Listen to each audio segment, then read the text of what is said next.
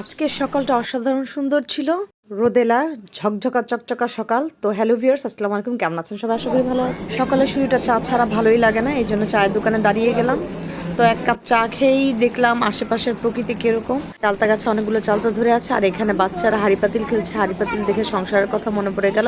একটা সময় হাড়ি পাতিল খেলতে খুব ভালো লাগতো, কিন্তু এখন আর ভালো লাগে না। সংসার জীবনটা খুবই বোরিং লাগে। এই যে বাসায় যে চিন্তা করতে হবে কি রান্না করব, আর এই যে বাখরখানি, চায়ের সাথে বাখরখানি ছাড়া আসলে অন্য কিছু চিন্তাই করা যায় না। বাখরখানি মূলত পুরান ঢাকার মানুষজন চায়ের সাথে বা এমনি বাখরখানি খুব পছন্দ করে।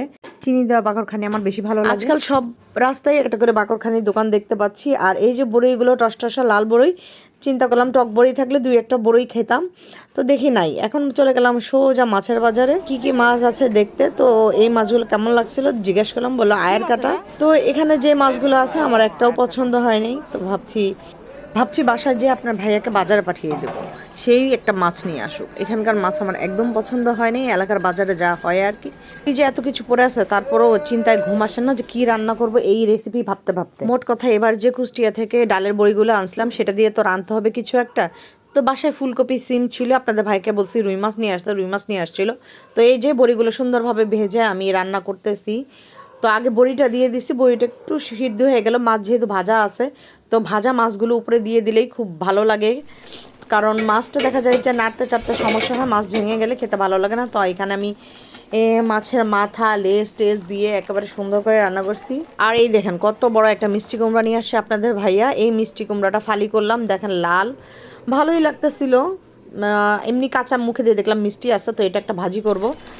তো যখন আমার রান্না হয়ে গেছে তখন আমি ধনিয়া পাতা ছিটিয়ে দিলাম। বাঙালি ধনিয়া পাতা ছাড়া রুই মাছটা আসলে মজা লাগে না। খাওয়া দাওয়ার পরপরই এই যে ভ্যানে করে ফুল গাছ চলে আসছে। ফুল গাছ কেন, যে কোনো গাছ দেখলে আমি পাগল হয়ে যাই, আমাকে সেখানে যেতেই হয়। তো ভ্যানালা ডাকতে ডাকতেই আমি চলে আসছি দৌড়াইয়া কি কি গাছ আছে দেখার জন্য। তো দাম প্রচুর চাইলো, তো আমি ঘরের মধ্যে রাখার জন্য দুটো গাঁদা ফুল গাছ নিলাম। যে এই সময়ের এই ধরনের গাঁদা ফুলগুলো আসলে বেশি দিন টিকে না, সিজন শেষ তো গাঁদা ফুল গাছটাও শেষ। তারপর আমার শখের জন্য নিয়ে নিলাম দুইটা। তো যারা এখন আমার পেজটি ফলো করে নাই, রিকোয়েস্ট ইউ টু কাইন্ডলি পেজটি ফলো করে দিবেন। গাছ দুটো নিয়ে এখন উপরে চলে যাচ্ছি। তো ফিরেই আবার বিকেলের পর এক কাপ চা খেয়ে নিচ্ছি আমার ফেভারিট মাটির কাপে। আর এই যে ভাপা পিঠা, এই ভাপা পিঠা কিন্তু আমি বানাইনি, আমাদের পাশের বাসা থেকে দিয়ে গেছে। তো আমি ভাপা পিঠাগুলো খাচ্ছি, খুবই টেস্টি। দেশের থেকে বানিয়ে আনছে, এই জন্য বেশি টেস্টি। একটু শুয়েছিলাম, ক্লান্ত লাগতেছে, এর মধ্যেই উঠে পিঠাগুলো খাচ্ছি, খুব ভালো লাগতেছে। অনেকদিন পর এরকম পিঠা খাচ্ছি আমি আর আমার বাচ্চারা।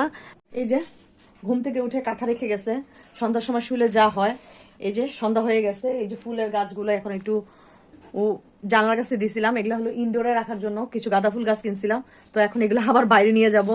তারা পিঠা খাবে না, তারা মুড়ি খাবে। একজন এত অলস, আরেকজনকে বলতেছে যা চানাচুরটা নিয়ে আয়। মাসাইল চানাচুরটা এনে দিল, তারপরে এই যে মুড়ি মাখায় তারা চানাচুর মুড়ি দিয়ে পার্টি করতেছে আর বিছানায় মুড়ি ফেলতেছে। সন্ধ্যার চাটা খাওয়ার পর কাপটা নিয়ে যাওয়া একটা দায়িত্বের কাজ। চলেন আপনাদের ওয়ার্কশপ দেখাই। এই হচ্ছে আমার ওয়ার্কশপ। তো এই কাজগুলো আমি করলাম, কেমন হয়েছে জানাবেন। তো এখন পর্যন্ত টেবিল এলোমেলো, তো টেবিলটা গুছাইতে পারি নাই। তো কেমন হয়েছে একটু জানান তো। এগুলো আসলে দেওয়ালের জন্য, এগুলো কালার হবে পরে। তো একেবারেই বসে থাকি না, দুই একটা কাজও করি। তো আমার বাচ্চাটা দেখেন সব কিছু এলোমেলো করে, একটা জিনিস জায়গা মতো রাখতে দেয় না। মূলত এগুলোকে টেক্সচার আর্ট বলে। তো টেক্সচার আর্ট করতে খুবই ভালো লাগে। গরিব বলে কথা, দামি দামি শোপিস কিনে ঘর সাজাতে পারি না। তো কি আর করার, শখ চাহিদা মেটানোর জন্যই আর কি নিজেই তৈরি করে ফেললাম। আজকাল এগুলো খুবই জনপ্রিয় হয়ে উঠেছে অনলাইন।